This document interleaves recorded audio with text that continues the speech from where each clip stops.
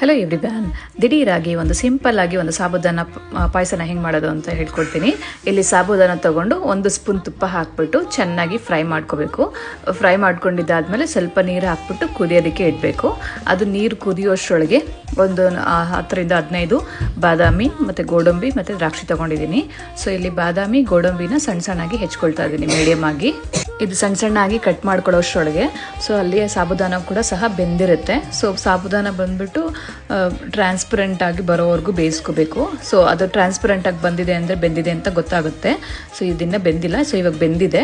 So ಇದಕ್ಕೆ ಒಂದು ಸ್ವಲ್ಪ ಲೋಟ ಹಾಲು ಹಾಕ್ಕೊಳ್ತಾ ಇದ್ದೀನಿ. ಆ ಹಾಲು ಹಾಕ್ಕೊಂಡ್ಬಿಟ್ಟು ಅದು ಕುದಿಯೋಕೆ ಇಟ್ಬಿಟ್ಟು ಇಲ್ಲಿ 1 ಸ್ಪೂನು ಕಸ್ಟರ್ಡ್ ಪೌಡರು ಮತ್ತು 1 ಸ್ಪೂನು ಮಿಲ್ಕ್ ಪೌಡರ್ ಹಾಕ್ಕೊಂಡಿದ್ದೀನಿ. ಹಾಕ್ಕೊಂಬಿಟ್ಟು ಅದು ಚೆನ್ನಾಗಿ ಗಂಟಿಲ್ದಿರ ಕಲಸಿ ಇಟ್ಕೋಬೇಕು. ಸೊ ಅದು ಹಾಲು ಒಂದು ಸ್ವಲ್ಪ ಕುದಿ ಬಂದಮೇಲೆ ಈ ಮಿಕ್ಸರ್ನ ಹಾಕ್ಬಿಟ್ಟು ಮಿಕ್ಸ್ ಮಾಡಿಬಿಟ್ಟು ಸಕ್ಕರೆ ಹಾಕ್ಬಿಟ್ಟು ರುಚಿಗೆ ತಕ್ಕಷ್ಟು ಮತ್ತು ಅದನ್ನು ಡ್ರೈ ಫ್ರೂಟ್ಸ್ ಏನು ಹುರಿದು ಇಟ್ಕೊಂಡಿದ್ದೀವೋ ಡ್ರೈ ಫ್ರೂಟ್ಸ್ನ ಸಹ ಹುರಿದಿರೋದನ್ನು ಹಾಕಿದ್ರೆ ಪಾಯಸ ರೆಡಿ ಆಗುತ್ತೆ. ಸಿಂಪಲ್ಲಾಗಿ ಬೇಗನೆ ಆಗೋಗುತ್ತೆ. ಸೊ ಟೇಸ್ಟಿ ಪಾಯಸ ರೆಡಿ ಆಗುತ್ತೆ.